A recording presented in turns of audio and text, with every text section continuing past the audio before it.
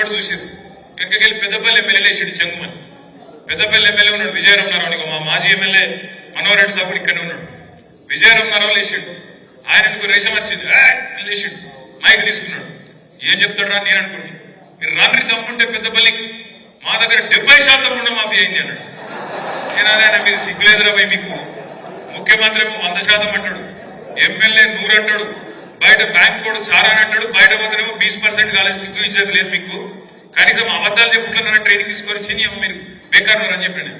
వాళ్ళ వాస్తవం ఏంటంటే వాళ్ళకు పరిపాలన సాధన అయితే లేదు, వాళ్ళకు నడపస్తలేదు. నడపరాక ముఖం బాగాలేక అద్దం పలుకుతున్నాడు ఎక్కడికోడు గట్ల. ఇప్పుడు ఏంది, నాకు నడప సాధన అయితే లేదు, ఏం చేయాలి మరి నేను? రాష్ట్రం పరిస్థితి బాగలేదు అని చెప్పాలి. రాష్ట్రం పరిస్థితి కాదు, నీ నెత్తి బాగలేదు, నీ నెత్తిలో కూర్చులేదు. దానికి ఎవడేం చేస్తాడు? నీకు తెలివి లేక శాతగాక దద్దమ్మవై అడ్డగోలు హామీలు ఇచ్చి, పనికిమాలిన హామీలు ఇచ్చి, 100 రోజుల డైలాగులు కొట్టి, అఫిడవిట్లను పోజులు కొట్టి, దేవుళ్ళ మీద ఒట్లు పెట్టి ఏదో పీకుతామని ఏదో పెద్ద బిల్డప్ ఇచ్చి వచ్చినాం.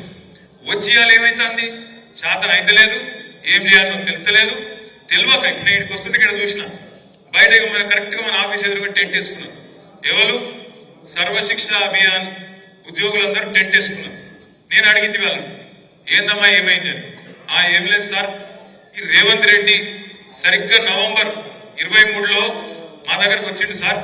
వచ్చి ఏం చెప్పిండు, మీరు ఛాయ్ తాగే లోపల ముఖ్యమంత్రి అనేటోడు అనుకుంటే ఛాయ్ తాగే లోపల మీ సమస్య పరిష్కారం చేయొచ్చు, ఛాయ్ తాగే లోపల గవర్నమెంట్ ఆర్డర్ ఇచ్చి పంపించచ్చు, ఏముందమ్మా మీ సమస్య అని చెప్పిండు.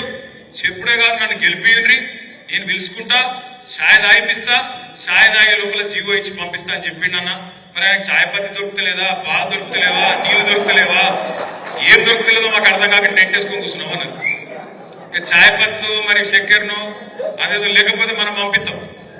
22,000 మంది వాళ్ళు ఎదురు చూస్తారు.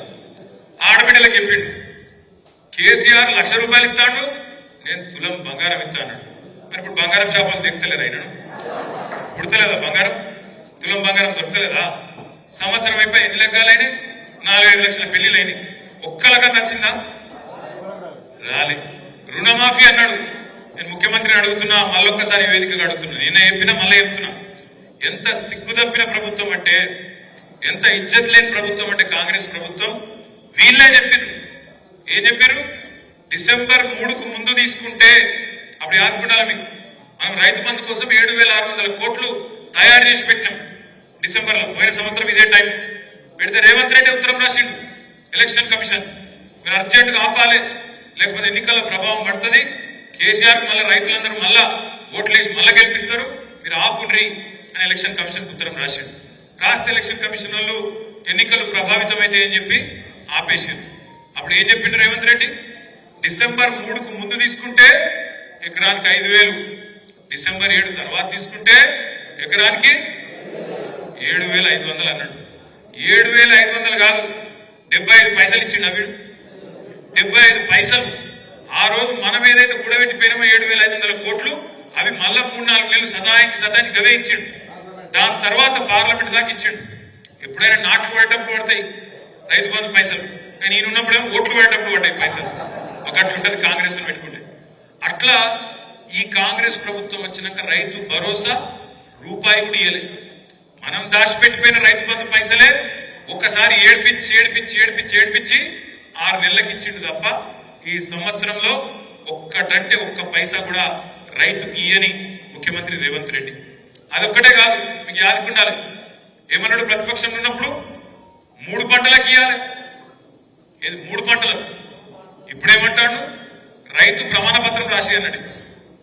ఇప్పుడు మా బొప్పాపుడు శ్రీనివాస్ రెడ్డి నాడు ఇప్పుడు ప్రమాణ పత్రం రాసియాలి. ఏమని?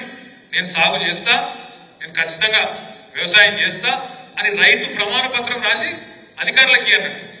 కేసీఆర్ ఉన్నప్పుడు మీరు ఎక్కడికైనా దఫ్తర్కు పోయినా రైతు దరఖాస్తు పెట్టిండా రైతు బంధు కోసం? ఎవరికైనా దండం పెట్టినవా? ఎక్కడ దండం పెట్టేది లేదు, దరఖాస్తు పెట్టేది లేదు. దఫ్తర్కు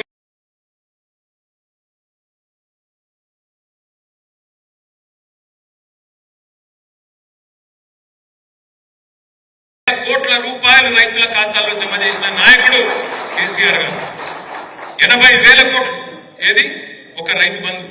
ఇంకో దిక్కు రుణమాఫీ రూపంలో మరొక 27,000 కోట్లు, 1,07,000 కోట్లు రైతుల ఖాతాల్లో రూపాయి లంచం గాని పైసా లంచం గాని లేకుండా 70 లక్షల మంది రైతుల ఖాతాల్లో టింగు టింగు అని మంచిగా ఫోన్లు మోగుతుంటే నాట్లు పడేటప్పుడు మంచిగా పైసలు పడేటట్టు సౌలత్ ఏర్పాటు చేసింది కేసీఆర్. ఇవాళ రేవంత్ రెడ్డి ప్రభుత్వం మూడు పంటలకు రైతు బంధు వేయాలని చెప్పిన రేవంత్ రెడ్డి, డిసెంబర్ 3 తర్వాత అయితే ఎకరానికి 7,500 ఇస్తానని చెప్పిన రేవంత్ రెడ్డి ఏకకాలంలో 2 లక్షల రుణమాఫీ చేస్తాడు. యాదికుందా మీకు? కేసీఆర్ గారు ₹1,00,000 రుణమాఫీ చేసిండు. ఆయన అనుకుంటాడు రైతులందరూ నాకే ఓట్లు ఇస్తారని.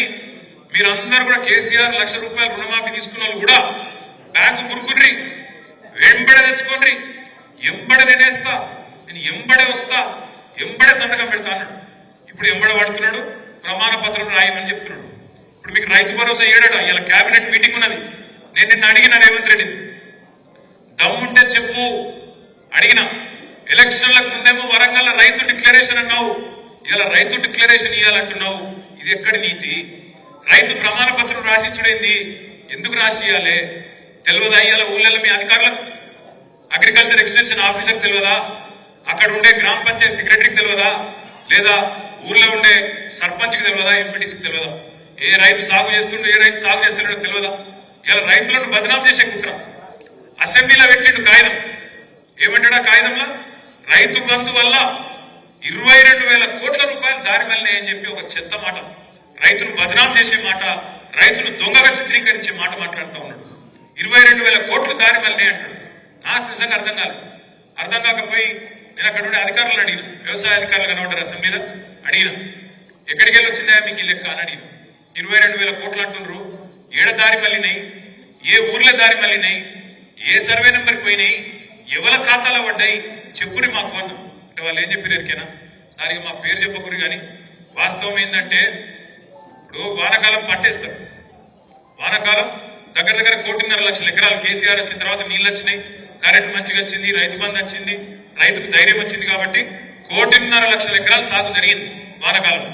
కానీ వానాకాలంలో పత్తి వేసిన వాళ్ళు, వానాకాలంలో కందేసిన వాళ్ళు రెండో పంట వేసే అవకాశం ఉంటుందా? వానాకాలంలో పత్తి వేసిన వాళ్ళు యాసంగిలో రెండో పంట వేసేందుకు అవకాశం ఉంటుందా? జరగలాగా ఆయన చెప్పు ఉండదు.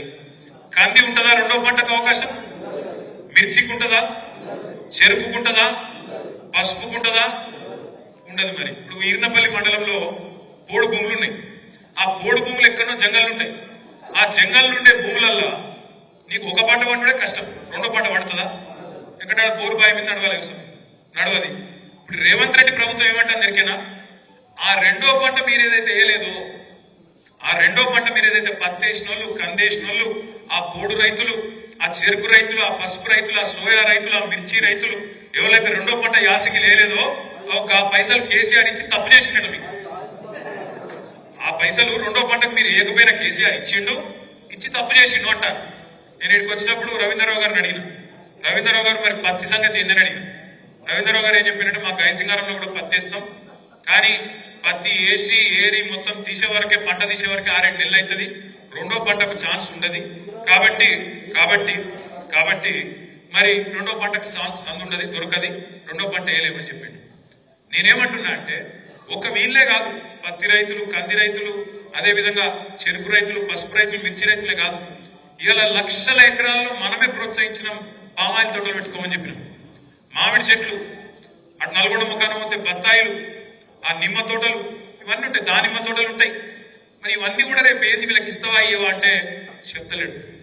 ఉద్యోగస్తులు ఉంటారు, టీచర్లు ఉంటారు, ఊళ్ళలో టీచర్లు ఉంటే వాళ్ళు కష్టపడి నౌకరు సంపాదించుకుంటారు, వాళ్ళ అమ్మ నాయన రైతులు అనుకో. ఇప్పుడు ఏమంటాడు తెలుసా రేవంత్ రెడ్డి? టీచర్ ఉంటే, ప్రభుత్వ ఉద్యోగం ఉంటే నీకు రైతు బంధు కట్టు. మరి ముందెందుకు చెప్పలేదా? ముందెందుకు చెప్పలేదు? ఉద్యోగస్తులకు భూమితో సంబంధం కట్ చేస్తా అన్న మాట ముందెందుకు చెప్పలేదు? ఐటీ కడితే కట్టు, పాన్ కార్డు ఉంటే కట్టు, ఇక ఇది గిన్ని కట్లు. అందుకే ఇప్పుడు సీఎం అంటే చీఫ్ మినిస్టర్ కాదు, కటింగ్ మాస్టర్. ఎట్లా కట్ చేయాలి? కేసీఆర్ గారు ఇవన్నీ చూడలేదు. కేసీఆర్ గారు